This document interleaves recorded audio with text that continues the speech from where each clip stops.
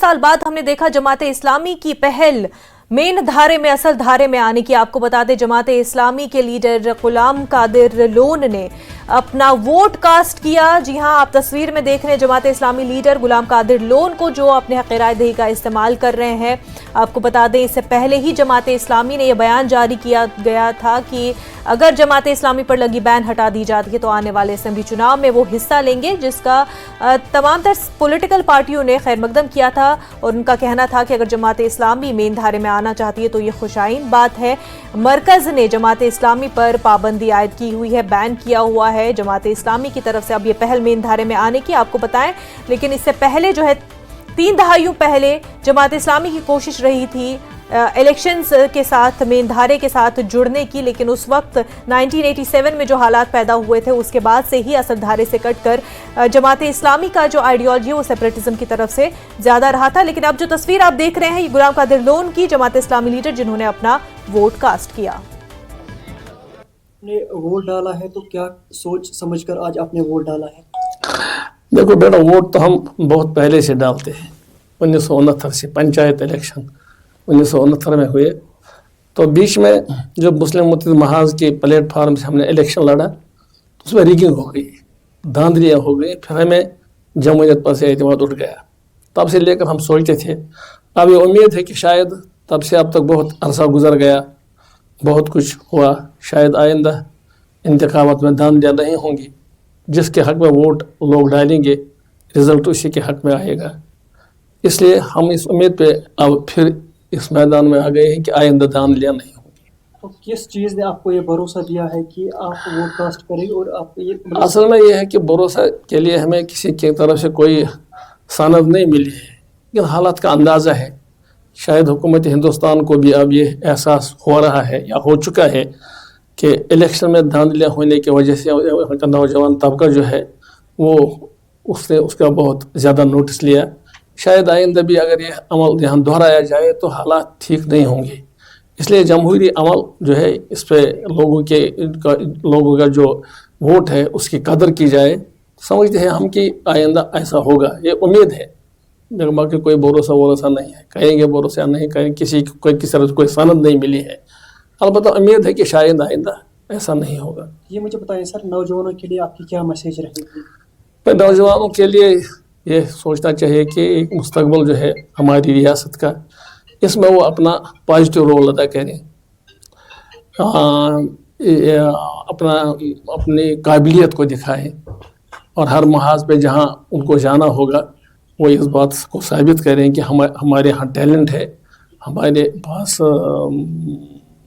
काबिलियत है और हम अपनी काबिलियत से बहुत कुछ हासिल कर सकते हैं। 87 का इलेक्शन आपने लड़ा था? हाँ, मैं लड़ा था। तो उसके बारे में थोड़ा मैं बताएं कि आप ये मतलब 87 के इलेक्शन में बहुत धांधलियाँ हुई। ये पता नहीं मुझे मुस्लिम मुत्तहिद समाज कितनी नशस्तों पर कामयाब होता, लेकिन ये मुझे पता है कि धांधलियाँ हो गई। हमारे यहाँ जो जिस कॉन्स्टिट्यूंसी से मैं लड़ता था 700 वोटों से नेशनल कॉन्फ्रेंस को जिताया गया, लेकिन 1 बजे के बाद से एक बहुत बड़े इलाके में वोट डालने की इजाज़त हमारी कारकुनों को नहीं दी गई। इसलिए ऐसा ही और जगहों पर भी हुआ। तो आइंदा अगर आपको मौका मिलेगा कि जैसे कि बाकी जमात के मेंबरान ने कहा कि वो पार्टिसिपेट करेंगे, तो आप एज एन इंडिविजुअल आपका क्या स्टैंड रहेगा? करेंगे पार्टिसिपेट इलेक्शन। करोगे सर? हाँ, डेफिनेट। मैं नहीं, पार्टी भी करेगी अगर उसको बहाल किया गया। अगर नहीं तो इंडिविजुअल भी हम वोट डालेंगे, चाहे पार्टी से पार्टिसिपेट करें या ना करें, पार्टिसिपेट करें या ना करें। लेकिन अगर पाबंदी हम पर से उठाई गई तो हम ठीक तरह से इलेक्शन में हिस्सा लेंगे। तो ये थे जमात इस्लामी लीडर गुलाम कादिर लोन, जिनका कहना है कि अगर पाबंदी हटा दी जाए तो वो चुनाव में ज़रूर हिस्सा लेंगे। हमारे साथ इस वक्त हमारे नुमाइंदे इरफान जुड़ चुके हैं। इरफान, आप इस वक्त किस पोलिंग बूथ पर हैं, हमें बताएं।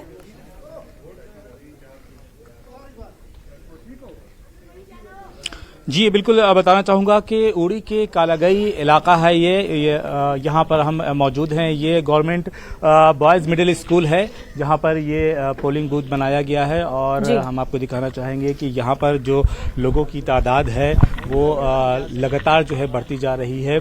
और देखिए ये धूप जो है, धूप में काफ़ी तपिश है, काफ़ी गर्मी है, इसके बावजूद जो हैं जो नौजवान हैं, जो युवा पीढ़ी है वो लाइन में लगी हुई है और वोट का कास्ट कर रही है, साथ ही साथ जो ख़वातीन हैं, जो महिलाएं हैं, वो भी अच्छी खासी तादाद में जो है आ रही हैं, वोट कास्ट कर रही हैं और फिर अपने घरों को लौट रही हैं। तो ये इस पोलिंग बूथ की तस्वीर है और आपको दिखाना चाहेंगे कि ये जो इलाका है ये पाकिस्तान के बॉर्डर से लगभग 10 से 12 किलोमीटर की दूरी पर ये इलाका है जहां पर हम खड़े हैं, और पहाड़ के उस पार जो है वो पाकिस्तान का बॉर्डर शुरू हो जाता है। तो ये बॉर्डर से काफ़ी करीब का इलाका है और यहाँ पर देख सकते हैं आप कि किस तरीके से लोगों की जो है भारी भीड़ है, और ख़ासकर जो युवा तबका है उसे लाइनों में देखा जा रहा है, जो नौजवान तबका है वो लाइनों में देखा जा रहा है।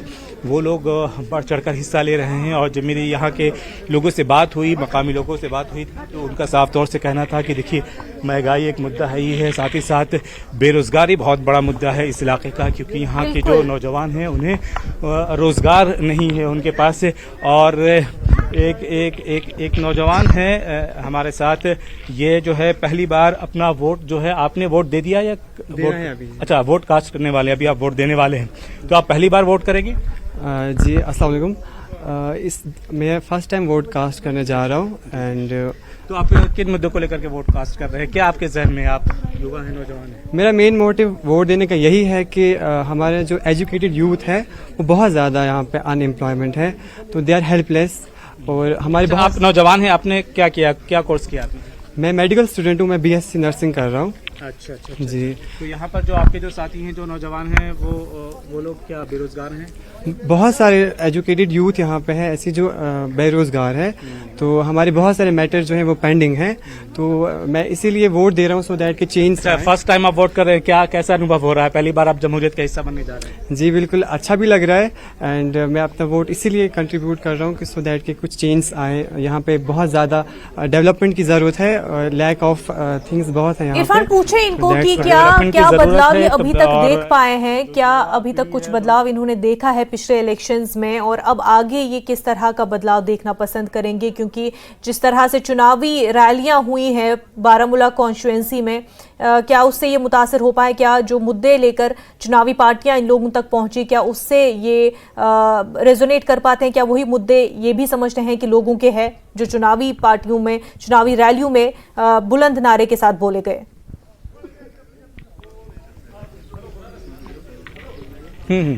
देखिए, जो सियासी पार्टियां हैं जो आप तक पहुंची और अपनी अपनी बातों को रखा, तो ये जो मुद्दे हैं ये आप लोगों से कितना रिलेट करते हैं? आपके जो अपने मुद्दे हैं उनसे कितना रिलेट करते हैं?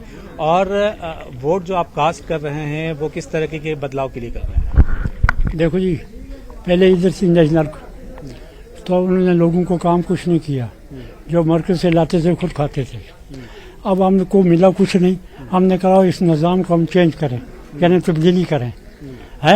अब हमने पीसी बीमार में आगे पीसी कि ये करेगी, ये काम लोगों का करेगी। अगर ये भी नहीं करेगी, 5 साल देखेंगे उसको। जो मुद्दों की बात जो पार्टियां कर रही हैं, क्या वो आप लोगों को समझ में आ रही हैं वो चीजें? ये देखो, ये हमारे एक ही समझ, हम एक ही बात सोचते हैं कि जो पार्टी इसको गरीबों के लिए करेगी, हमारा काम करेगी, हमें बहुत परेशानी है वो निकालेगी।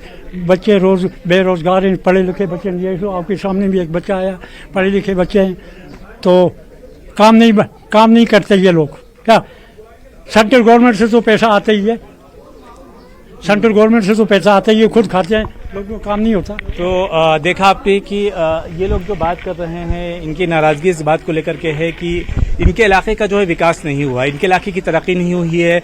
जो पैसे आते हैं वो जो विकास कार्यों में जो लगने चाहिए वो नहीं लग पाते हैं, और यही नाराजगी है यहाँ के लोगों की कि यहाँ की जो तरक्की का काम है, चाहे जी सड़क की बात कर ली जाए या फिर बिजली की बात कर ली जाए, पानी की बात कर ली जाए, तो ये जो बुनियादी चीजें हैं वो यहाँ के लोगों को नहीं मिल पाती है, और इसी वजह से, और एक बड़ी आबादी जो है इस इलाके की इससे मुतासिर है, इसीलिए लोगों में नाराजगी है। और अगर मुद्दों की बात कर ली जाए, देखिए नौजवानों से मैं कुछ बात करने की कोशिश करता हूँ, देखता हूँ नौजवान तबका जो है लाइन में लगा हुआ है। सर, आप बात करना चाहेंगे कुछ? जी, तो जी आप कुछ बोलना चाहेंगे? जी सर, यहाँ भारत सबसे पहले आज तक जो भी वोटिंग होती रही है वो अपने मफाद के लिए होती रही है, क्योंकि जो भी लड़के हम वोटिंग तो हम नौजवान करते हैं, लेकिन मफाद ऊपर से मुफ्त परस्त उठा लेते हैं। क्या चाहते हैं आप, ये बताइए कि आप अपने उम्मीदवार से क्या चाहेंगे? सर यहाँ पर जो सबसे बड़ी बात है वो बेरोजगारी है। हमारे लड़के यहाँ पढ़े लिखे हैं, ग्रेजुएशन है, अपनी डिग्री करके हासिल करके 10-10 साल 15-15 साल से बैठे हुए हैं। ये बॉर्डर एरिया है, यहाँ पर तो ऐसा कोई जरिया नहीं है कि वो कोई रोजगार कमा सके। जमीनें लोगों के पास नहीं है कि वो उससे अपना कोई रिस्क कमा सकें। तो ये सारे मसाले, कुछ खवातीन से भी हम बात करने की कोशिश करेंगे कि अगर वो लोग जो हैं कंफर्टेबल हों और कैमरे के सामने अगर कुछ बोल पाएं तो उनसे भी हम समझने की कोशिश करेंगे कि आखिर किन मुद्दों को लेकर के वो लोग यहाँ पर आई हैं और कास्ट कर रही हैं। जी मैडम, आप कुछ बोलना चाहेंगे कि क्या है मुद्दा, महंगाई, बेरोजगारी क्या है? मैं इतना ही बोलना चाहूँगी कि हमें जो यहाँ पर कोई काम काज नहीं है। हम पढ़े लिखे हुए हैं लेकिन काम काज यहाँ पर। आपकी एजुकेशन क्या है? हाँ, मेरी 12th ग्रेजुएशन कर रही हूँ मैं, तो कोई स्टडी का कोई फायदा ही नहीं है यहाँ पर। उसके बाद ना स्कूल अच्छी तालीम दे रहे ना कुछ। बस मेरी यही है कि यहाँ पर अगर कोई पढ़ रहा है तो उसका बिजली आती है लेकिन टाइम पे, फीस भी भरता है इंसान तो, लेकिन बिजली उस तरह की नहीं आती है। मैम, आप कहना चाहेंगी? यही कि बेरोजगार है बहुत ज्यादा लोग यहाँ पे, मतलब ना सड़कें ठीक है ना कुछ है ही नहीं है, सिस्टम ही अच्छा है। फीस भी ज्यादा है, जाहिर सी बात है, पावर तो आता ही नहीं है टोटल। कभी बीच में बिजली बिल ज्यादा, फिर क्या आज तो 800-900 रुपया बिजली बिल आती है। गरीब क्या करेंगे, गरीब कैसे देंगे यहाँ पे बिजली की फीस? तो आप अपने उम्मीदवार से क्या चाहती है? हम यही चाहते हैं कि जो भी उम्मीदवार आए हमारी उम्मीदों पे पूरा उतरे। क्या उम्मीदें हैं? यही उम्मीद है कि बेहतरी लाएं, कश्मीर में बेहतरी लाएं, हालात पे बेहतरी आए। हालात में बेहतरी आए। जी, तो सुना आपने मुनज़्ज़ा कि किस तरीके से जो महिला हैं, जो ख़वातीन वोटर्स हैं, वो अपनी बातों का इजहार कर रही हैं। बिल्कुल इरफान, तो बेसिक मुद्दे उड़ी, क्योंकि फारफ्लंग एरिया है, बॉर्डर से लगा हुआ ये एरिया है, तो बेसिक मुद्दे हैं इंफ्रास्ट्रक्चर के। और सबसे बड़ा मुद्दा, जैसा कि आप बात कर रहे थे वहां पर लोगों से कि पढ़ाई लिखाई कर रहे हैं नौजवान लेकिन उसका कोई फायदा नहीं क्योंकि रोजगार नहीं है। तो बेरोजगारी एक बहुत बड़ा मसला वहां पर उड़ी के लोगों के लिए। बेसिक इंफ्रास्ट्रक्चर नहीं है, रोड, पावर, ये जो है बिजली का मुद्दा बहुत बड़ा है वहां पर लोगों के लिए। आप बने रहे हमारे साथ ही समीर भी जुड़ चुके हैं। समीर, आप इस वक्त कहां पर है और वहां के क्या मनाजिर? देखिए, कई पोलिंग स्टेशंस का दौरा करने के बाद, वहाँ कवरेज करने के बाद अब हम जगती पहुँचे हैं और जगती का थोड़ा व्यू आपको दिखाऊंगा। यहाँ पे सुबह तो बहुत ज़बरदस्त भीड़ थी लेकिन अभी धीरे धीरे भीड़ कम हुई है। जो वोटर्स का जो आना है वो अब गिने चुने वोटर भी यहाँ पे आ रहे हैं सुबह के मुकाबले में अब, क्योंकि इस वक्त दोपहर का टाइम है इसलिए कम लोग इस वक्त बाहर निकलेंगे। शाम को जब 4-4:30 के बाद जब थोड़ा धूप में और कमी आएगी तो उसके बाद और लोग निकलेंगे। लेकिन लोग आ रहे हैं, वोट डाल रहे हैं। और जितने भी हमने वोटर सुबह से देखे, जितने भी पोलिंग स्टेशंस का हमने दौरा किया, वहां पे हमने देखा जो फर्स्ट टाइम वोटर्स उनमें बड़ा क्रेज था। जो सीनियर सिटीजन्स, एक अच्छी खासी संख्या में महिलाएं बाहर निकली। और इस वक्त जबरदस्त धूप पड़ रही है पूरे जम्मू में, लेकिन उसकी परवाह किए बगैर लोग निकले। और लोगों से, जिन वोटर्स से हमने बात की, उन्होंने ये कहा कि वो वोट डाल रहे हैं एम्प्लॉयमेंट के लिए, रिहेबिलिटेशन के लिए, कश्मीरी पंडितों की रिहेबिलिटेशन के लिए। हमारे साथ कुछ यहाँ पे वोटर हैं जिन्होंने वोट डाला है। देखिए, ये फर्स्ट टाइम वोटर हैं, पहली बार वोट डाल रही हैं।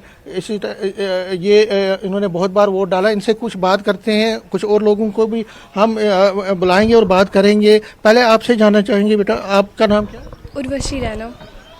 पहली बार आप वोट डाल? जी, मेरा फर्स्ट वोट था आज। अच्छा। हाँ जी। आप कभी कश्मीर गए हैं? नहीं, ऐसे तो नहीं गई हूँ, कभी कभार ऐसे पापा के साथ चले जाते हैं तो ऐसे। आपने कश्मीर के कैंडिडेट के लिए, जहाँ जो आपने उनको देखा भी नहीं होगा लेकिन आपने नहीं होगा, हाँ बिल्कुल उनके लिए ही डाला है। किस चीज़ ने मोटिवेट किया आपको वोट डालने के लिए? कि हमको कश्मीर वापस लिया जाए। जो हमारे साथ हुआ है वो सब देख के, मतलब हम चाहते हैं कि हमको वापस ले जाए वहाँ पे अपने घर, बस। मतलब आप चाहते हैं अपने रूट्स के साथ दोबारा वापस जुड़ जाए हम। हाँ जी, बिल्कुल। अच्छा जी। कभी कश्मीर जो आपने पेरेंट्स से सुना होगा, बस वही फीलिंग है? बस वही। तब भी आप जाना चाहते हैं? हाँ बिल्कुल जाना चाहते हैं, हाँ बिल्कुल। अच्छा, ये बताइए, यहाँ पे आप जगती में रहते हैं? हाँ, यहाँ पे क्या क्या मुश्किलें आपको आ रही है?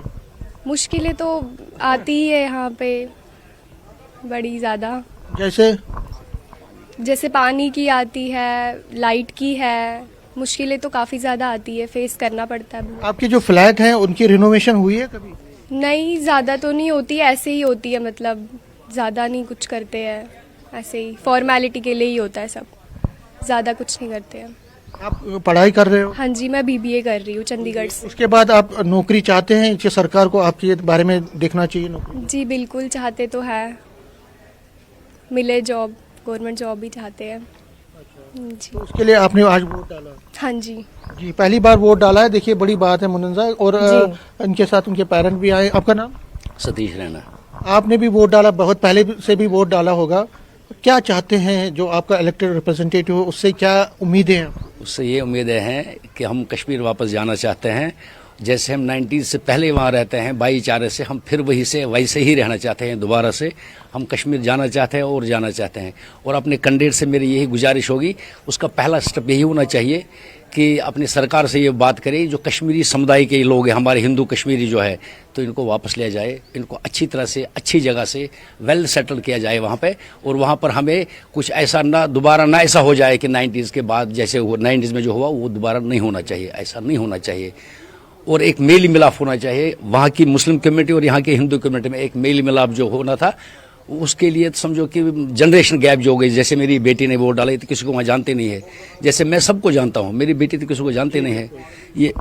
ये जब वहाँ जाएगी देख किसको बोलेगी वहाँ पर ये कौन है वो कौन है, मेरे को हज़ारों लोग वहाँ जानते हैं। ये जो जनरेशन गैप हमारे, इसका कुछ समाधान होना चाहिए गवर्नमेंट के पास, जिससे एक जनरेशन गैप हमारी खत्म हो जाए। तो एक मेल मिलाप होना चाहिए आपस में दोनों कम्युनिटियों के बीच में, मगर ये सरकार को पहल करनी चाहिए।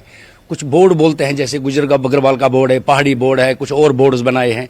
जैसे हम चाहते हैं कि हम हिंदू समुदाय का कुछ बोर्ड, एक बोर्ड बन जाए, मुस्लिमों का तो है ही है वहाँ पर बोर्ड, एक हमारा कुछ बोर्ड बन जाए, जो बोर्ड हमारे साथ उनके साथ मेल मिलाप में रहे, ताकि हम भी कभी इंटरेक्ट उनके साथ होते रहेंगे, कभी उनके बच्चे आएंगे, कभी हमारे बच्चे जाएंगे, ताकि एक दूसरे के साथ जान पहचान हो जाए।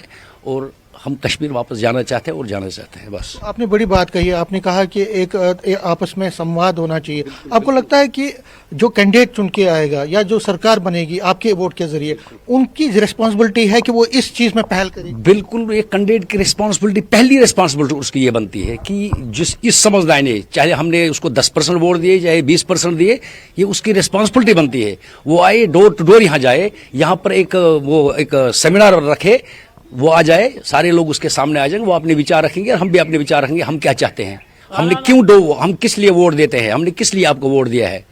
डेवलपमेंट वहाँ की हम तो बाद में करेंगे, पहले हम एक इंटरेक्ट हो जाए आपस में, दो कम्युनिटी आपस में मिल जाए, ताकि जैसे कुछ लोग हमें कहते हैं आप वापस आ जाओ, तो उनके कहने से थोड़ी हम ना वापस जाएंगे। या मैं कहता हूँ मैं वापस जाना, मैं कैसे वापस जाऊंगा, मेरा ना मकान है वहाँ पर, ना जमीन है, ना प्रॉपर्टी, जो था वो है, लेकिन मकान तो है नहीं, जाऊंगा कहाँ पर। मैं आज जब जाता हूँ तो मैं या मंदिर में बैठता हूँ या किसी और के घर में बैठने जाता हूँ। दूसरी बात, आज भी मैं अगर अपनी जमीन या प्रॉपर्टी पर जाना होता तो मैं अपने गाँव से नहीं जाता हूँ, मैं दूसरे रास्ते से जाता हूँ, मुंह छुपा के 10 मिनट बैठा वापस आया। अब ये चीज खत्म होनी चाहिए। और ये जो कैंडिडेट जिसको आप चुनता क्या है, उसकी रेस्पॉन्सिबिलिटी, ये उसकी ही जिम्मेवारी, रिस्पॉन्सिबिलिटी उसी कैंडिडेट की है, उसकी कैंडिडेट की जिम्मेवारी बनती है, 100% उसी की जिम्मेवारी बनती है। और जो वहाँ के उसके, जैसे मैं यहाँ पर हूँ, आम कॉमन मैन हूँ, आम जनता हूँ, मैं वोट डालने आया हूँ। जैसे यहाँ हमारा कोई प्रेसिडेंट है, कोई सेक्रेटरी है, कोई कुछ है, वहाँ भी उसके हल्के में, हर किसी हल्के में उसका प्रेसिडेंट है, उसकी पार्टी का, हर कोई पार्टी का है वहाँ पर प्रेसिडेंट है, या कोई ब्लॉक लेवल पर है, कोई बूथ लेवल पर है। ये उनकी जिम्मेवारी बनती है, वो लोगों को इकट्ठा करे, लोगों को समझाए भाई हमारे कश्मीरी समुदाय, कश्मीरी हिंदू लोग थे यहाँ पर, वो वापस आना चाहते हैं, हमें उनके लिए क्या स्टेप्स उठाने चाहिए। बड़ी बात आपने कही। उन्होंने कहा कि जो जो कैंडिडेट चुन के आएगा वो दोनों कम्युनिटीज, जो हिंदू और मुस्लिम, उसके लिए एक ब्रिज करेगा। एक कुछ और लोगों से, आपका नाम? दिलीप कुमार भाट। दिलीप जी, आपने भी वोट डाला, क्या उम्मीदें हैं? सर यही उम्मीदें हैं कि हमको भी कुछ हो सकता है यहाँ, क्योंकि हमको यहाँ बिल्कुल मुसीबत है, पावर नहीं है, पानी नहीं है, धूप बहुत तेज़ है, क्या करेंगे इधर, इसलिए हम सोचते हैं वापस ही जाएंगे कश्मीर। वापसी के लिए आप चाहते हैं कि सरकार को, जो नई सरकार है, पहल कर? हाँ, हम पहल कर रहे हैं, मतलब वो पहल करना चाहिए, क्योंकि हम वापस लेंगे। जी जी, देखिए कुछ और लोगों से बात करें। आपका नाम? विमल रैना। विमल, ये जिन्होंने कहा कि सरकार को पहल करनी चाहिए, घर वापसी की, एम्प्लॉयमेंट की बात करनी चाहिए, तो आपको क्या लगता है कि इस वोट के जरिए जो कैंडिडेट चुन के आएगा या गवर्नमेंट आएगी, उनसे आपकी एक्सपेक्टेशंस हैं कि वो आपकी घर वापसी के लिए पहल करें? बिल्कुल करना तो चाहिए उनको, क्योंकि जिन्होंने वोट किया, हमारे कश्मीरी समाज ने उनको वोट किया, तो उनका फ़र्ज़ बनता है कि कम से कम इन विस्थापित लोगों की बात सुने और इनका समाधान निकाले। क्योंकि घर वापसी तो एक बहुत बड़ा मसला है हमारा, घर वापसी होनी चाहिए। हम भी चाहते हैं कि जो अपना घर छोड़ के आए, जो अपनी जन्मभूमि छोड़ के आए, हम भी चाहते हैं कि हम दोबारा अपनी जन्मभूमि में जाए। आपका नाम क्या? अनिल कुमार दर। आपने वोट डाला? हाँ सर। कश्मीर में कहाँ रहते थे? कश्मीर में कुपवारा, गुंडगुशी। आपने वोट डाला, किसको वोट डाला ये नहीं पूछेंगे, लेकिन क्या क्या उम्मीदें हैं आपके दिल में? उम्मीदें यही है कि हम वापस जाएंगे अपने घरों में। हम भी चाहते हैं हम अपने घरों में वापस जाएंगे। काफ़ी टाइम हो गया हमें यहाँ पे धक्के खा रहे हैं, जो हमें उम्मीद नहीं थी, तो इसलिए हमारी उम्मीद है कि इस बार हम वापस जाएंगे अपने गाँव। आपका नाम बेटा? आर्यन ऋषि। आप पहली बार वोट डाल रहे हैं? Yes sir. पहली बार वोट डाला, जरा दिखाइए दर्शकों को हमारे कि आप ये देखिए, पहली बार वोट डाला इन्होंने। इनके पापा भी साथ में हैं। पापा नहीं है। अच्छा, जो भी हैं आपके रिश्तेदार, ये कहेंगे कि आपने वोट डाला है, पहली बार वोट डाला है? Yes sir. तो क्या बताएंगे, जो आपके एक्सपेक्टेशन, उम्मीदें, क्या चीज़, किस चीज़ ने मोटिवेट किया आपको? सर बेसिकली वोट डालना तो हमारा हर सिटीज़न, इंडियन सिटीजन का सिविक राइट है। एंड यही उम्मीद, होप है कि जो गवर्नमेंट जिसके लिए हमने चूज़ किया है वो हमारी कंट्री एंड हमारी कश्मीरी सोसाइटी और JNK के लिए मतलब उनकी डेवलपमेंट और स्किल डेवलपमेंट में अपना डेवलप करेंगे। बेसिकली नई स्कीम्स लाएंगे जिससे जो यूथ है एंड जो भी सिटीजन्स हैं हमारे JNK के, उनको फ़ायदा पहुँचे। तो हमारी यही उम्मीद है, तो इसीलिए बेसिकली हमने वोट डाला है। क्योंकि जिस कैंडिडेट को आपने वोट डाला है वो तो उसको देखा नहीं आपने, आप कश्मीर भी नहीं गए, लेकिन सबसे बड़ी बात है आप इस वोट के जरिए एक उम्मीद, आपके सपने, आपके दिल में सपने तो है। यस सर, वो उम्मीद तो है कि मतलब जो भी गवर्नमेंट चूज़ कर रहे हैं वो बेसिकली समझ सकती है, और जो भी सिटीजन्स हैं, जो भी लोग हैं हमारे JNK के, उनकी क्या नीड्स हैं एंड जो भी नीड्स उनकी हैं उनको पूरा करें। तो बेसिकली होप हमारी यही है कि हाँ, इन 5 सालों में ऐसा होगा कि जो करंट सिचुएशन है उससे ज़्यादा बेहतर सिचुएशन फ्यूचर में होगी। बेहतर फ्यूचर है। आपका नाम? मीना। मीना जी, आपने वोट डाला? हाँ जी सर, मैंने वोट डाला। क्या उम्मीदें हैं? सर बहुत उम्मीदें हैं। कितनी तकलीफें हैं आपको? सर बहुत सारी तकलीफें हैं यहाँ पे, हमें माइग्रेंटों को खासकर ज़्यादा तकलीफें हैं। अब जो भी सरकार बनेगी वो हमारे हित में सोचनी चाहिए, और हम इसी उम्मीद से वोट डाल रहे हैं कि वो हमारी मतलब जो भी हमारी मांगे हैं वो पूरी करे। क्या क्या है मांगे? सर बहुत कुछ है, पढ़ाई में है, नौकरी में है, नौकरी हमें मिल नहीं रही है यहाँ पे, और बहुत कुछ है, बच्चों की पढ़ाई है। और जगती में रहते हैं? हाँ जी हाँ। यहाँ कितनी मुश्किलें हैं? यहाँ बहुत मुश्किलें हैं, पानी की मुश्किल है, और क्वार्टर मतलब बहुत सारे मतलब वो खराब हो गए हैं, और एक ही कमरा है, 2 कमरे हैं, उसमें क्या होता है, AC भी काम नहीं कर रहा है, वो इतनी गर्मी होती है। आप कश्मीर वापस जाना चाहते हैं? हाँ जी सर, वापस जाना चाहते हैं। अगर नई सरकार बनेगी हमें ले जाएगी तो वो अच्छी बात ही है। अब जो भी सरकार बनेगी, जो नई सरकार बनेगी, उससे हमें बहुत उम्मीदें हैं कि हमारा सारा मतलब ठीक हो जाए, कश्मीरी माइग्रेंटों का खासकर। Thank you sir. तो देखिए, जो मुनंजा जिन लोगों से हम बात कर रहे हैं सुबह से ही, और पहले जो फेज हुआ था श्रीनगर का, उसमें भी मैंने जितने लोगों से बात की, हमने जो बात की यहाँ कश्मीरी विस्थापितों से, सभी ये कह रहे हैं कि वो कश्मीर वापसी चाहते हैं, घर वापसी चाहते हैं। घर वापसी के लिए ये जो कैंडिडेट जिसको ये चुन के लाएंगे और जो सरकार नहीं बनेगी, उनके लिए ये चाहते हैं कि वो एक पहल करे, वो एक मीडिएटर का काम करे और एक रोड मैप बनाए, जो रोड मैप जिस आधार पर पहले से ही ये मुतालबा रहा है कि सरकार जो है ऐसे प्रबंध करे, ऐसे इंतजामात करे कि जो कश्मीरी माइग्रेंट पंडित है, बाहर है, उनको वापस लाने की, उनको सेटल करने के इंतजामात किए जाए। और एक बहुत ही अच्छी बात जो यहाँ पर निकल के आई, आपने जिन लोगों से बात की, एक बहुत ही इंपॉर्टेंट बात यहाँ पर आई कि एक जो जनरेशनल गैप है इसको खत्म करने के लिए, हालांकि ये बहुत पहले ही सरकारों ने, इंतजामिया ने किया जाना चाहिए था, ये पहल की जानी चाहिए थी अभी तक, जबकि मैं जानती हूँ कुछ NGOs है जो इस पर काम, कुछ वर्कशॉप्स कर रही हैं, लेकिन प्रॉपर तरीके से सरकारों की तरफ से, इंतजामिया की तरफ से ये काम इस वक्त में, पहले परसेंटेज अब तक की बता दूं, बारामूला कॉन्स्टिट्यूंसी में 1 बजे तक की परसेंटेज 34.79% रिकॉर्ड की गई है। वोटर टर्नआउट 1 बजे तक का बारामूला कॉन्स्टिट्यूंसी में 34.79%, 38% से ज्यादा जो है वोटर टर्नआउट 1 बजे तक का बारामूला कॉन्स्टिट्यूंसी में रिकॉर्ड किया गया है। तो आपको बताएं कि बारामूला कॉन्स्टिट्यूंसी का वोटर टर्नआउट 1 बजे तक का 38% से ज्यादा, 34.79%, बारामूला में 1 बजे तक की वोटिंग परसेंटेज। 34.7 7-9% जो है अब तक की वोटिंग परसेंटेज 1 बजे तक की बारामूला में रिकॉर्ड की गई है। माफ़ी चाहूंगी, मैं आपको बताऊं कि 34.79% अब तक की बारामूला में 1 बजे तक की वोटिंग परसेंटेज रिकॉर्ड की गई। लद्दाख की आपको बता दें कि 52.02% जो है वोटिंग परसेंटेज रिकॉर्ड की गई है। लद्दाख में हमेशा ही ब्रिस्क वोटिंग होती रही है, हमेशा ही वोटिंग की परसेंटेज ज्यादा रही है और 1 बजे तक की वोटिंग परसेंटेज भी अगर आपको बता दें लद्दाख की 52.02% रिकॉर्ड की गई है। अच्छी खासी वोटिंग परसेंटेज लद्दाख की रिकॉर्ड की गई। 1 बजे तक की वोटिंग परसेंटेज आपको बता दें 52.02% रिकॉर्ड की गई है। ब्रिस्क वोटिंग हर बार की तरह ही लद्दाख में इस बार भी पार्लिमानी वोटिंग जो है वोटिंग परसेंटेज देखने को मिल रहा है। वोटर टर्नआउट अब तक का 1 बजे तक का 52.02% लद्दाख का रिकॉर्ड किया गया है।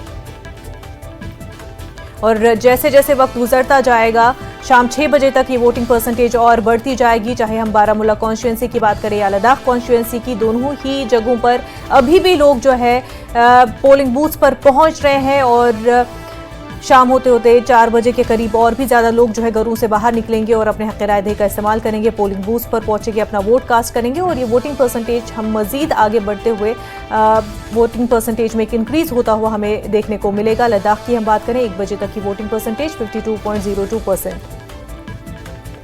तो वहीं आपको बता दें कि मुंबई में भी वोटिंग जारी है और बॉलीवुड सेलिब्रिटीज ने भी अपना वोट कास्ट किया है। तस्वीरें आप आपके टीवी स्क्रीन पर देख रहे हैं। अनुपम खेर और इसके अलावा अनिल कपूर और मनोज वाजपेयी, तमाम सेलिब्रिटीज जो है मुंबई में अपना वोट कास्ट कर रहे हैं। कई सेलिब्रिटीज जिन्होंने अपना वोट कास्ट किया है उनकी तस्वीरें आपके टीवी स्क्रीन पर है। गोविंदा और बॉलीवुड के कई कलाकार, जानी मानी हस्तियां जो है आपके टीवी स्क्रीन पर है जिन्होंने अपना वोट कास्ट किया है। आप देख रहे हैं साजिद खान भी आपके टीवी स्क्रीन पर, सचिन तेंदुलकर भी हैं और कई बॉलीवुड के जानी मानी हस्तियां, रणवीर सिंह। मुंबई में वोटिंग जारी है। जावेद अख्तर भी अपना वोट कास्ट करके अपने हक़ राय दही का इस्तेमाल किया है और बॉलीवुड और कई नामी गिरामी हस्तियां, जाने माने चेहरे जो है मुंबई में अपने हक़ राय दही का इस्तेमाल कर रहे हैं। कई मशहूर हस्तियों ने अपने वोट कास्ट किए हैं, उनकी तस्वीरें आप आपकी टीवी स्क्रीन पर देख रहे हैं। अपना फरीज़ा अंजाम देते हुए अपने हक़ राय दही का इस्तेमाल करके लोगों से भी तलक़ीन कि वो अपने हक़ राय दही का इस्तेमाल करें, अपना वोट कास्ट करने के लिए घरों से निकलकर पोलिंग बूथ पर पहुंचे।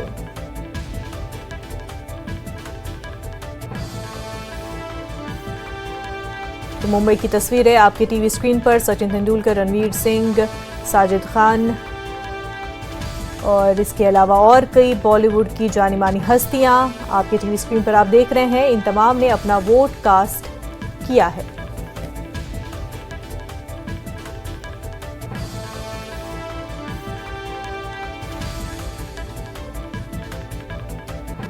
तो मुंबई में भी वोटिंग जारी है।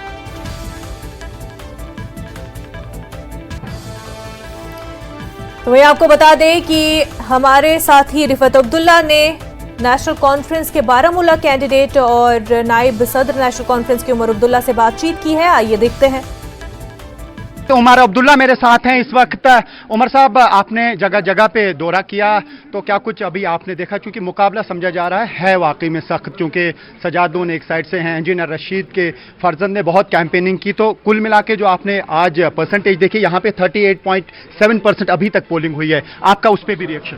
फिलहाल अच्छा चल रहा है और कुछ जगहों में तो उम्मीद से बेहतर जो है वोटिंग की परसेंटेज देखने को मिल रही है। और जगह जगह जहां गया हूं तो मेरे जो साथी हैं, जो पोलिंग एजेंट्स हमारे हैं, वो बहुत मुतमईन हैं कि नेशनल कॉन्फ्रेंस को एक अच्छा खासा हिस्सा जो है वोटों का मिल रहा है। तो जिस तरीके से आपने कहा कि नेशनल कॉन्फ्रेंस को अच्छा खासा वोट मिल रहा है, लेकिन आप इसको किस नज़र से देखते हैं? क्योंकि इंजीनियर रशीद के जो बेटे हैं उन्होंने लेट कैंपेनिंग शुरू की, लेकिन हमने देखा कि स्पॉन्टेनियस उनको सपोर्ट मिला। क्या उसकी वजह से कुछ चेंज हुई अचानक से? अब चेंज तो हुई। सजाद लोन साहब अपना ट्यून बदल गए।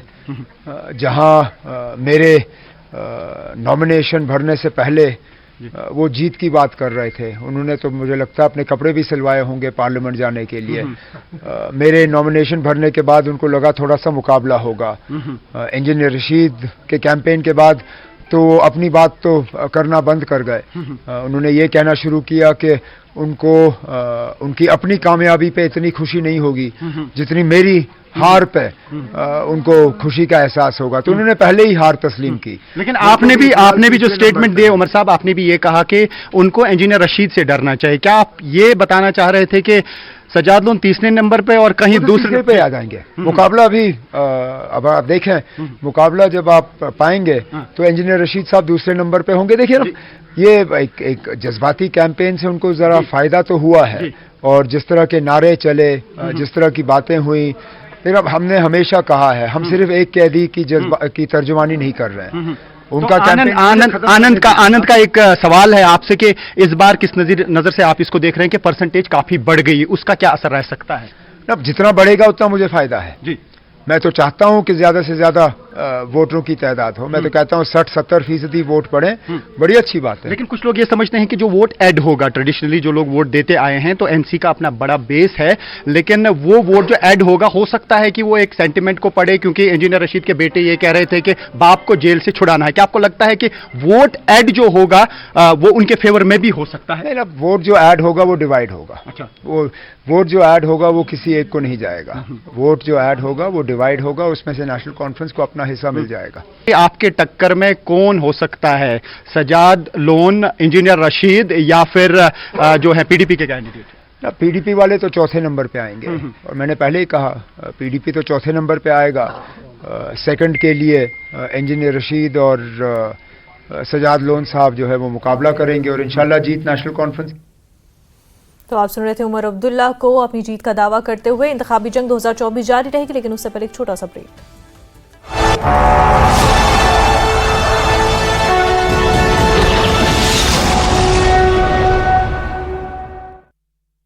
कावेरी इतना था, बट मैं वोट डालने आई। बहुत अच्छा बदलाव है, अब यूथ सामने आ रहा है, इसीलिए आ रहा है सामने कि बदलाव हो जाए। अपना वोट का इस्तेमाल कर रहे हैं, सही तरीके से इस्तेमाल कर रहे हैं। आज तक हमने वोट नहीं डाला, मगर इस बार हमने डाला, इसीलिए डाला बदलाव के लिए।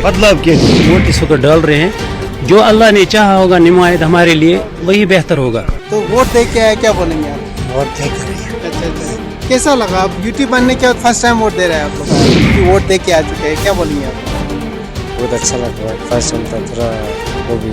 वोट डालने के लिए लोग लाइनों में कतारों में आए हैं कि यहाँ पर वोट डालने। अमन के लिए हम ये वोट डाल रहे हैं। अमन गवर्नमेंट ऑफ इंडिया जो कल बनेगी, हमें अपना जो हिस्सा है रोकरी का, तो वो उनको इंशाल्लाह मिलेगा। डेवलपमेंट इसमें थोड़ी सी, हमारी रोड देख लीजिए आप, कुछ भी नहीं है रोड पे। हम तो वोट डालेंगे जो उसको अल्लाह ने बनाया होगा तो वो बनेगा। आवाम के लिए ऐसा नुमाइंदा है जो आवाम की बात करे और रोजगार के जो जरिए है वो फराहम करे। हमें उम्मीद है कि हम जो भी बच्चे हैं बेकार भी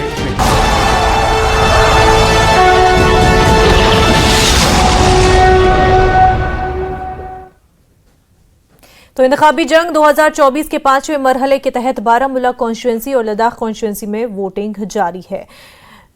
लद्दाख की जब हम बात करें तो यूटी बनने के बाद ये पार्लिमानी चुनाव वहां पर हो रहे हैं, आम इंतखाबात पहली बार हो रहे हैं। हालांकि इससे पहले हिल काउंसिल के इलेक्शन लेह और करगिल में जरूर हुए थे, और लेह हिल काउंसिल के इलेक्शन में बीजेपी फातेह हुई थी, तो करगिल हिल काउंसिल में कांग्रेस और नेशनल कॉन्फ्रेंस के अलायंस ने जीत दर्ज की थी। लेकिन लोकसभा की जब हम बात करते हैं, लोकसभा की बात आते आते नेशनल कॉन्फ्रेंस और कांग्रेस के दरमियान काफी फूट देखने को मिली। हालांकि आला क़यादत नेशनल कॉन्फ्रेंस की फिर भी कांग्रेस के साथ थी, लेकिन करगिल नेशनल कॉन्फ्रेंस ने इसका साथ न दिया। वहीं बारामूला की जब हम बात करते हैं तो हाई प्रोफाइल यहां पर कैंडिडेट देखने को मिल रहे हैं। उमर अब्दुल्ला का मुकाबला सजाद लोन और इंजीनियर रशीद भी मैदान में हैं, तो पीडीपी के फयाज मीर भी मैदान में है। वहीं हाउसिंग कॉलोनी लेह के पिंक पोलिंग स्टेशन पर पहली बार वोट डालने वाले वोटर से बातचीत की हमारे नुमाइंदे ने, आइए देखते हैं। इस वक्त मैं स्कारा युक्मा पोलिंग स्टेशन में हूं, जो कि एक pink polling station as well as model polling station दोनों है, और यहां पर बहुत सारे यहां पर सुबह से वोटर्स यहां पर जमा हुए हैं अपना जो वोट है कास्ट करने के लिए। और इस वक्त हमारे साथ जुड़े हैं एक सीनियर सिटीजन अमल छल्ला अमल गुंगलू चमके चले अमल तेने दिन दक्षा अमल वोट सालते नोट समचिक कोक्सी मोलेले तादमो लक वाले सिपो या बोर सालबा दमो लक सिपो लक Tene yang vote pangcis ngata tam si khakchan le manglu. Mana khakchan yuk cak mana? Khakchan ta yuk cak. Khakchan yuk cak. तो ये इनका कहना है कि इनका अराउंड 73-5 एज है और वोट फेंकना कितना ज़रूरी है इसके बारे में बता रहे थे। अभी साथ ही साथ हमारे साथ और एक सीनियर सिटीजन है। मतलब छानला हाँ जी छानला सिंह दो जी गुंगलो चम्स के चले याचु क्या बिया तेजल ने दिन वोट फांस जातन 88 वोट फांस जातन कोक्षमले वोट फांस जातन कोक्षमले Man ठीक रख सकता man दरों या कित पर दिया man जोर मांग में चांग में दरों सकता ते वोट पंचायत बतम से खक्चन वोट पंचायत पर man मीरे रे man खक्चे न को सकता या जुया। तो अभी हमारे साथ बात कर रहे थे इनका कहना है कि 88 ईयर्स है तो वोट मतदान करना कितना इम्पोर्टेंट है इसके बारे में कह रहे थे। और आपको एक बात बता चलूँ कि ये जो अभी पोलिंग स्टेशन जो है वो पिंक पोलिंग स्टेशन के साथ साथ मॉडर्न पोलिंग स्टेशन भी है और टोटल ले में 10 पोलिंग स्टेशन है जिनमें से 2 पोलिंग स्टेशन जो है वो यूनिक पोलिंग स्टेशन है वर्शी जो नुब्राम है और हनलेफू जो कि एक यूनिक पोलिंग स्टेशन। और जितने भी मॉडल पोलिंग स्टेशन है वहाँ पर जो इस तरह के सिटिंग अरेंजमेंट्स साथ ही साथ जो म्यूज़िक जहाँ पर लोकल जो ट्रेडिशनल जो गाने और गाए जाएंगे वो अरेंजमेंट यहाँ पर रखा गया है। साथ ही साथ यहाँ पर जो रिफ्रेशमेंट के भी जो अरेंजमेंट यहाँ पर मॉडल पोलिंग स्टेशन पे रखा गया है। कैमरामैन निसार हुसैन के साथ मैजिक मेट न्यूज़ नाकिल से। तो नाजरीन आपको बता दें कि 1 बजे तक की वोटिंग परसेंटेज बारामुल्ला की जब हम बात करें तो 34% वोटिंग परसेंटेज रिकॉर्ड की गई है, 34.71% रिकॉर्ड की गई है। और लगता है कि बहुत जल्द जो है पिछले इलेक्शन की वोटिंग परसेंटेज का रिकॉर्ड बारामुल्ला में टूटने जा रहा है। बारामुल्ला कॉन्स्टिट्यूंसी की जब हम बात करें अभी वोटिंग जारी है और 1 बजे तक की वोटिंग परसेंटेज वोटर टर्नआउट सामने आया है।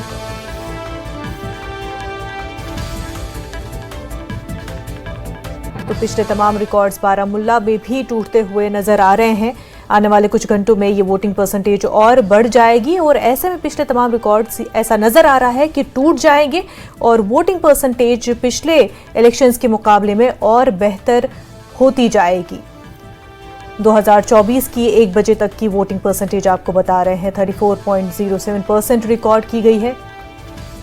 बल्कि आपको बताएं कि 2019 के मुकाबले में 2024 में 1 बजे तक की वोटिंग परसेंटेज का रिकॉर्ड जो है वो टूट चुका है। 34.79% रिकॉर्ड की जा चुकी है। 1 बजे तक की वोटिंग परसेंटेज बारामुल्ला कॉन्स्टिट्यूंसी की आपको बता रहे हैं 34.79% रिकॉर्ड की गई है। पिछला जो रिकॉर्ड है वो बारामुल्ला कॉन्स्टिट्यूंसी में टूट चुका है। हमारे साथ न्यूज़ 18 जम्मू कश्मीर के chief editor senior editor Tejendra Singh Sodhi ji जुड़ चुके हैं। बारामुल्ला में भी रिकॉर्ड टूट गया, सिर्फ श्रीनगर की अब बात नहीं। वोटिंग परसेंटेज को देखें तो अब पिछले तमाम रिकॉर्ड टूटते हुए नजर आ रहे हैं।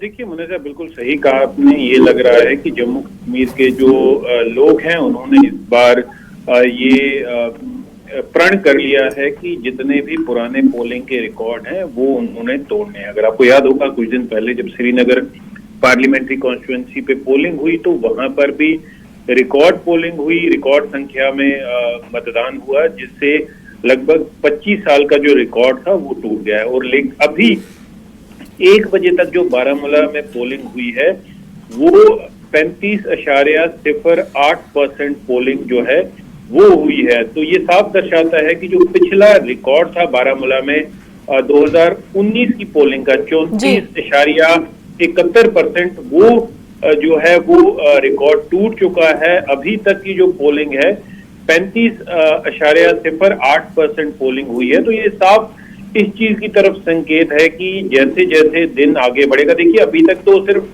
आधे दिन की पोलिंग हुई है। सुबह 8 बजे से लेकर 1 बजे तक के ये फिगर्स हैं और शाम को 6 बजे तक पोलिंग चलती रहेगी। तो ये साफ दर्शाता है कि जब 2019 का रिकॉर्ड टूट चुका है, जो पिछले कई सालों का जो रिकॉर्ड है, देखिए 2009 में सबसे ज्यादा पोलिंग दर्ज की गई थी बारामुल्ला में, 41.8% पोलिंग हुई थी। तो ये लग रहा है कि जैसे जैसे दिन आगे बढ़ेगा, क्योंकि हमारे रिपोर्टर बारामूला की तमाम कॉन्स्टिट्यूएंसी से सुबह 6 बजे से लगातार रिपोर्टिंग कर रहे हैं और वहां पर हर एक पोलिंग बूथ पे लंबी लंबी कतारें लगी हुई हैं। कोई भी एक ऐसा पोलिंग बूथ नहीं है बारामूला कॉन्स्टिट्यूएंसी में जहां पर लंबी कतारें ना हो। लोग भारी संख्या में सुबह से ही अपनी हक राय दहिंदगी का इस्तेमाल करने के लिए लंबी लंबी कतारों में लगे हुए हैं, लंबी लंबी अपनी इंतजार कर रहे हैं कि कब हमें पोलिंग करने का मौका मिले। तो ये एक हेल्दी साइन है और ऐसा लग रहा है कि बारामूला पार्लियामेंट कॉन्स्टिट्यूएंसी में श्रीनगर की तरह पिछले सारे रिकॉर्ड टूट जाएंगे। जी बिल्कुल। तेजेंद्र सिंह सोढ़ी, बेहद शुक्रिया आपका तमाम जानकारी के लिए। तो बारामूला कॉन्स्टिट्यूएंसी में भी पिछला रिकॉर्ड टूट चुका है। 1 बजे तक की वोटिंग परसेंटेज 35.05% रिकॉर्ड की गई है। हमारे साथी सरोज भी जुड़ चुके हैं। सरोज, आप इस वक्त कहां पर मौजूद हैं और वहां के मनाजिर के बारे में हमें बताएं। मुनाज, इस वक्त हम वहदना एक जगह है, आपको बताऊं अपर रीचेस में आती है। बारामूला के मुजफ्फर बेग जो है उनका गढ़ माना जाता है। आपको याद है जो उनके नेफ्यू है जावेद बेग जिन्होंने अभी हाल ही एनसी ज्वाइन किया है, उनका एक गढ़ माना जाता है। हालांकि ज्यादा वोट्स ने यहाँ पे जिस वक्त अभी हम जिस पोलिंग बूथ पे खड़े हैं, पोलिंग बूथ 151 है और आपको बता दूं करीबन 264 वोट है यहाँ पे, जिस पे से करीबन 160 वोट्स ऑलरेडी डाले गए। तो अगर हम वोट परसेंटेज की बात करें तो ऑलमोस्ट 58% यहाँ पे अभी तक लोगों ने वोट डाले हुए हैं। इसके मजीद अगर हम बात करें तो आते हुए चंदूसा एक जगह है, वहां से जब हम आ रहे थे वहां पे भी हमने देखा तो जो टर्न आउट है, इस वक्त लोग लातादाद बाहर आ रहे हैं किसी उम्मीद के साथ कहीं ना कहीं इस बार वो इस डेमोक्रेटिक प्रोसेस का हिस्सा बने और एक बदलाव का हिस्सा बने और एक बदलाव देखें वो होते हुए। यहाँ पर आपको बता दूं अभी तक की अगर हम बात करें तो बारामूला में ऑलरेडी 35% वोटिंग हो चुकी थी, टर्नआउट हो चुका है। कहीं ना कहीं उम्मीद यही है कि जो 2009 में यहाँ पे ऑलमोस्ट 42% वोटिंग हुई थी वो रिकॉर्ड इस बार टूट जाए और जो लोग हैं वापस कहीं ना कहीं डेमोक्रेसी पे उनका भरोसा जो है वो वापस से गेन हो। इंटरेस्टिंग यही है, जैसा आपने देखा होगा हमारे सहयोगी भी लगातार ये खबरें पहुंचा रहे हैं आप तक कि उमर अब्दुल्ला और सजाद लोन के बाद जो all of a sudden engineer Rashid के बेटू ने यहाँ पिछले 2 हफ्तों से कैंपेन किया, उसका खासा ही प्रभाव आज दिख रहा है। और ये जो फाफलंग एरियाज हैं स्पेशली जिनकी हम बात करें जैसे चंदूसा है या वहीदना है, इस तरीके की जो जगह है यहाँ पर भी आपको कहीं ना कहीं इंजीनियर रशीद का इम्पैक्ट दिखेगा। और अगर आप देखें इस वक्त वोटर टर्नआउट की बात करें तो लंगेट जो एरिया है वहाँ पर अभी तक ऑलमोस्ट 42% वोटिंग हो चुकी है और सबसे कम जो वोटिंग है वो इस वक्त सोपुर में है, करीबन 19% है। लेकिन उसके बावजूद अगर हम बाकी जगहों की बात करें जैसे हंदवारा है, कुपवारा है, त्रेगाम है या सुंबल है और कई सारे ऐसी जगहें सोनावारी है, वहां पे अभी तक 35% से ज्यादा वोटर टर्न आउट हो चुका है। तो उम्मीद यही है कहीं ना कहीं कि by the end of the day ये जो इस बार का टर्न आउट रहेगा बारामूला कॉन्स्टिट्यूएंसी पे ये रिकॉर्ड ब्रेकिंग रहेगा। बिल्कुल सरोज, और बेहतर हम देख रहे हैं कि ये वोटिंग परसेंटेज जो है वो बेहतर ही दिख रही है और आने वाले वक्त के साथ तो और भी बढ़ती जाएगी। 6 बजे तक ये वोटिंग परसेंटेज और भी बढ़ेगी। ऐसे में आपने लोगों से भी बात की होगी, आप मुख्तलिफ पोलिंग स्टेशन पर सुबह से ही जा रहे हैं। लोगों से जो आपने बात की उनका क्या कुछ कहना है, क्या वही मुद्दे हैं उनके जो लोकल पार्टीज, क्योंकि बारामूला कॉन्स्टिट्यूएंसी की जब हम बात करते हैं तो वहां पर रैलीज का जो हमें दमखम देखने को मिला है वो बहुत ही बुलंद तरीके से, नारेबाजी भी उसी लेवल की हुई, स्ट्रेंथ दिखाने में जो है तमाम लोकल पार्टीज लगी हुई थी। तो ऐसे में जो मुद्दे लोकल पार्टीज ने, पॉलिटिकल पार्टीज ने उठाए, क्या उनसे लोग रेजोनेट कर रहे हैं? देखिए, एक मुद्दा है जो यहाँ के हम कहेंगे कि 3 ऐसे दिग्गज नेता जिनके बीच में कंपटीशन है इस वक्त। आप देख लें इंजीनियर रशीद है या सजाद लोन है या उमर अब्दुल्ला है, इन तीनों का एक ही नैरेटिव रहा है जब भी इन्होंने ये रैलियां यहाँ पे ऑर्गेनाइज की है। हाँ, बड़ी भीड़ वाली रैलियां थी, एक दूसरे के साथ कंपटीशन था कि कितनी भीड़ जमा कर पाएंगे लोग किस रैली में।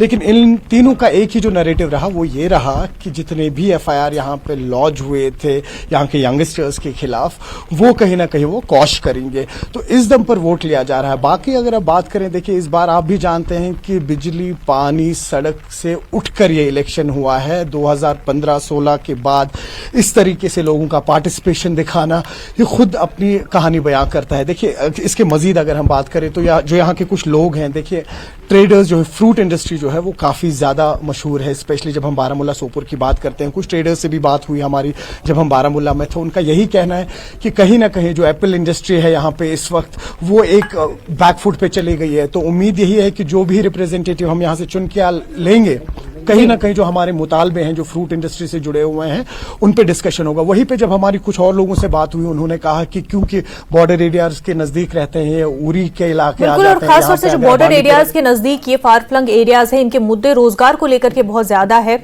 जैसा कि सुबह से ही हम देख रहे हैं कि फार फ्लंग एरियाज में लोगों के मुद्दे ये हैं कि अगर वो पढ़ाई कर रहे हैं तो ये पढ़ाई उनके किस काम आने वाली